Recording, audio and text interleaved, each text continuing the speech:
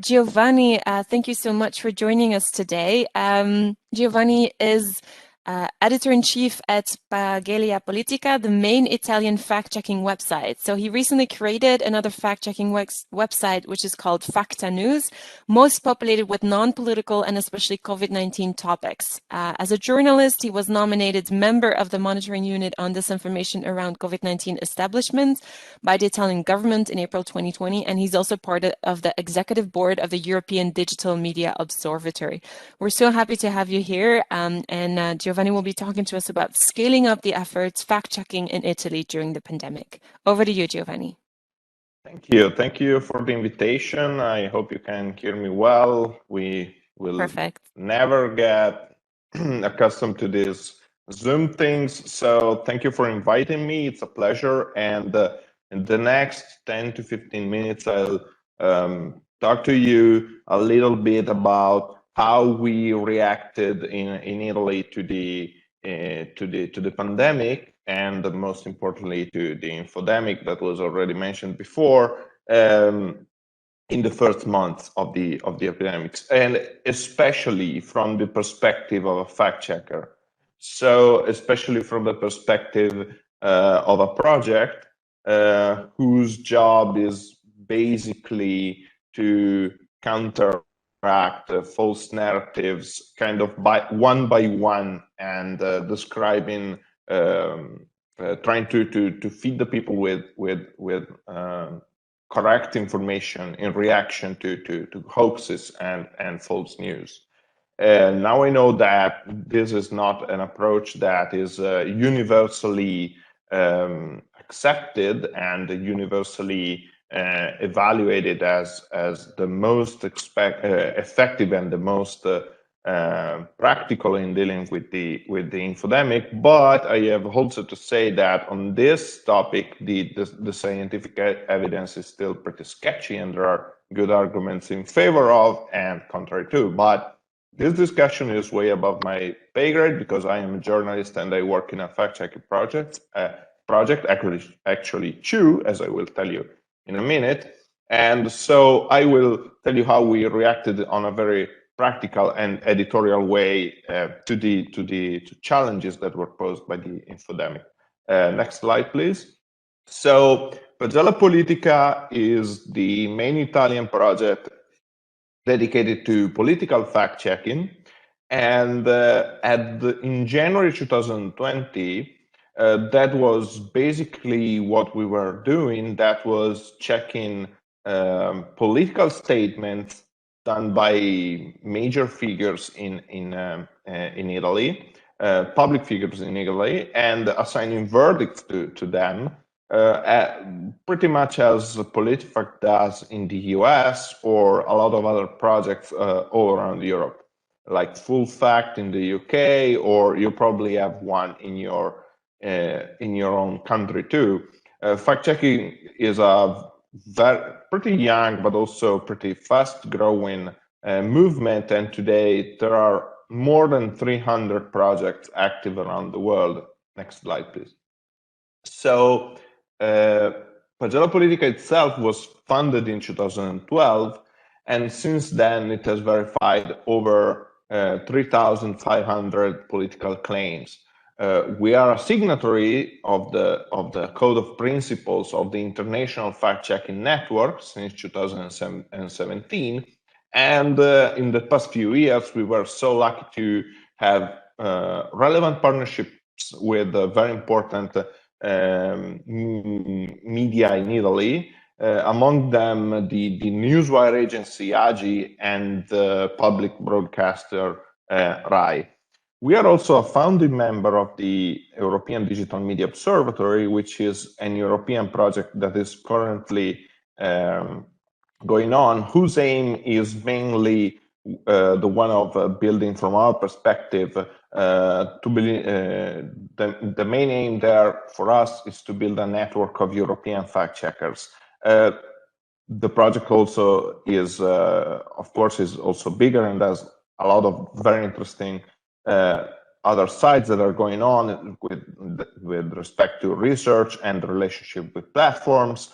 but I will refer to the website of the project to know more information about that. Now, where we stood in 2000 at the beginning of 2012 was basically that we were a growing fact-checking project, but the arrival of the pandemic and the infodemic that went with it poses us two big challenges.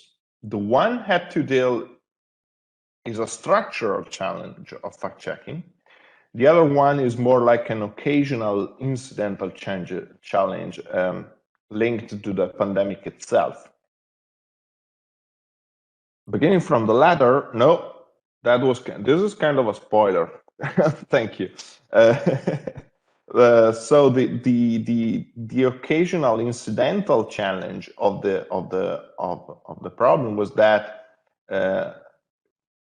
correlated with the pandemic was that all this information instantly, in a matter of weeks, entirely focused on the pandemic and the virus and the spread of the virus around the world. So if before the pandemic we were seeing different narratives, for example, and hoaxes were talking about regarded a lot of different topics. For example, some hoaxes about politicians, or some others about immigration, or something that was happening in some other country completely unrelated to the topic of the day. But when the pandemic began and the virus started to spread around the world, what happened was that all the other disinformation narratives disappeared almost overnight. And together with the progression of the pandemic in Italy, especially, all the Italian disinformation, the disinformation content in Italian, completely focused just on one topic. And that was, of course, the virus and the spread of the virus. So in some sense, I'm not even sure if during the pandemic, the overall quantity of disinformation changed overall in Italy, for example. What really was relevant was that all of that disinformation was around one topic from now on. That was something that I never saw in my career as a fact checker. And this is also the reason why we talk about an infodemic, because the sheer quantity of this information focused on just one topic was unprecedented. Now, the other challenge has to do with fact-checking itself. Now, even if you're not very accustomed to it, if you reflect on the meaning of fact-checking and what fact-checking has done in the past few years, you actually have two different kinds of fact-checking. One is the one that deals with political statements and basically aims at a correction by the politician and in the public discourse.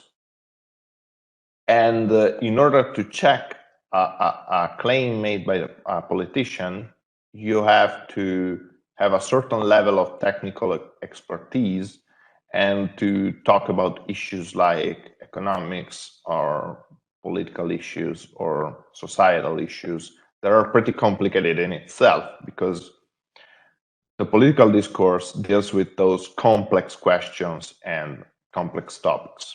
On the other hand, in the past few years, especially since 2016, fact-checking has also become something else, which is checking viral hoaxes and disinformation that is not strict, that usually does not come from politicians and can also not be strictly political in nature. So we were facing a problem. We had a huge amount of disinformation spread that we saw on social networks and everywhere during our strict lockdown in the first months of 2012. On the other hand, we had a project, Pagella Politica, that was very strongly connotated toward checking political claims. We thought that that could lead to confusion in the public because they were about to see a lot of content about, for example, scientific things that did not come from politicians because, for example, there were viral messages on WhatsApp, but still under the umbrella Pagella Politica, which means political spreadsheet. And so the solution that we envisioned was, next slide, please, was Facta. Facta.news is a new project that we launched in the very first month of the pandemic. The launch date was April 1, 2020, which is also April Fool's Day, but that is absolutely a coincidence. And the idea of Facta, next slide please, is to deal with disinformation that is not political in nature. So focus strictly on what is also called as debunking. And we decided to do that, to move all the content that we were checking as Pagella Politica to Facta when it was not strictly political in nature, and to do that through two main kind of content that we produced. The first one is short articles that basically tackle single disinformation narratives. So there is one viral photo or one viral video on the internet that goes around that says that this video was shot in India or whatever. And on the other hand, it has gone viral. It has not been picked up by a politician. It has nothing to do with politics, but still is going around a lot. And so we tackle that with a short article that we published in the fastest way possible, saying that that piece of content that has gone viral is not true. So that's more a reactive thing that we do, and basically what all debunking projects do. But the other thing that we produce is our in-depth investigations, meaning that we try to do a little bit of that pre-banking that we were talking about, in the sense that we not only try to debunk items, but also to provide accurate informations around big issues that are now that are now important in the public discourse. One example, for example, we published a long article by our scientific journalist explaining how vaccine works. How the vaccine against COVID-19 works, generally speaking. So why it uses mRNA, why is it effective, why it is not dangerous. And there the audience can find a pretty long and we hope also clear and effective explanation of what happens and when you get vaccinated. Now, in numbers, that was a very big success. So we launched that while we were during the hard lockdown, and it was, of course, not easy to coordinate this effort while we were all working from our homes, because it was a completely new project in graphics, a new website with a newsroom that we largely had to hire on spot to react to the situation. But it was also a great satisfaction to see that there was a huge demand for that kind of content, and it was a very big success, so much big that I was also a little bit scared, because in like 6 to 8 months, it actually surpassed Pagella Politica proper in terms of traffic to the website. So we published more than 1,300 debunking articles. We launched also a newsletter that has around 1,000 subscribers, and the project is now build a very good social following on the various platforms. of course, the problem with that was also that it was a project basically started from scratch. So we had to decide to have a trade-off between using our old project as also the vehicle for that kind of debunking, but we thought that was not the right way to go, or launch a completely new one and in some sense make it grow on its own legs. Next slide, please. One of the most interesting part of the project it is that differently from the political fact-checking, it is very much focused on the proposals and the reaction from the public. So a lot of that, a lot of the things that we debunk come actually from the users that signal things that flag content that they think is of interest and they are doubtful on, because it is true that we are deeply polarized, and it is one of the of course one of the main characteristics of our infosphere, so to say, today. It is also true that there is still a relevant middle of people that are actually doubtful about the information that they see, and they really need a place where to see if that piece of content is actually correct or not. So not everyone looks at the reality through the lens of one position or the other, especially with ongoing stories where things change fast, as it is with the pandemic. One of the crucial ways to do that was our WhatsApp API. So we launched a service from the beginning where we tried to collect alerts and reports from the people that sent us false information or information that they suspected to be false to us through WhatsApp. We actually had dozens of thousands of interactions through our WhatsApp API since that part of the project was launched in July 2020. Next slide, please. And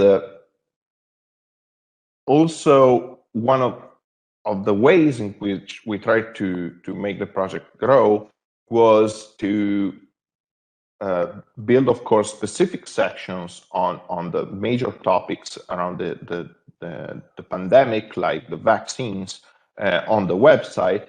And we also published an ebook in March 2021, where we basically collected a lot of those more in-depth investigations around the vaccine in order to give a sort of guide to the interested public about how to deal with the facts around the pandemic, the things that were clear and for sure were true, and the ones that we still didn't know. Also, we had a partnership with Facebook, thanks to that, we were able to increasingly focus on science disinformation and specifically to cover topics that we lacked the specific knowledge to tackle before. Now, next slide, please. We also used more traditional channels like a YouTube channel to effectively spread our content. And next slide, please. And also a podcast where we basically explain scientific facts in an easy way and debunk the most widespread narratives around the pandemic. And next slide, please. So this is what we tried to put in place. We had to react very quickly and to basically put up a new newsroom that were able to deal effectively with a very technical topic for the information, such as science and vaccines. So thank you for your attention. And of course, if you have any question, I'm here to answer them. Thank you, Giovanni. We'll go for your very short question, then we'll break up. So in your experience, you've worked a lot with debunking, a bit less with pre-bunking. What, in your opinion, is most effective? And you've used several different channels. You've used YouTube, podcasts, and Facebook. What, in your opinion, has been able to be the most effective source that you've been using? Thank you. Well, short videos work a lot. They work very well. And both if they are just cards with with information, images, and a little bit of text, or if there is someone that explains the more scientific things. Now, of course, as you correctly said, we dealt much more with debunking than with the so-called pre-banking, because the really difficult thing with pre-banking is exactly to know which are the most important topics to focus on, where this information could, in some sense, grow even before it grows, or when it is just starting to grow. But on debunking, since I've been a fact checker for a few years now, on debunking, I would also stress a lot the fact that once viral disinformation is out there and is not visible to the general public, is not on TV, it's just going on WhatsApp or on Facebook groups or on Telegram channels. So you don't see that it's not so evident, so apparent. You really need a place where those disinformation narratives are debunked. So, and that is in some sense something new. That is a need that has grown in the past few years, because it's not only that you can say, oh well, fact checking and debunking is something that every journalist does in its everyday practice. You also have a lot of disinformation, like an iceberg that stays below the surface of the sea, you cannot see, and that a lot of people wonder about. And I close with a personal detail. I was, during the pandemic, I went back to my parents' house, since I'm a stereotypical Italian guy. And over there was my mother that was in 3 or 4 WhatsApp groups. And every day she came to me and said, oh, I saw this message. This is the information. I have no idea where it comes from. Is it that true or not? Now, mainstream media tend not to tackle that kind of disinformation, not to mention that anywhere, because you have to, in some sense, monitor, scan, look for that kind of disinformation, and write even short articles that say, listen, that weird cure that they talked about doesn't exist, or that video that they are showing you, it's not Italy, it's, I don't know, Japan or whatever. So also, I am pretty confident in the fact that the role of debunking is will still remain useful, because when someone makes up things, you need to have a place where it's said that those things are made up.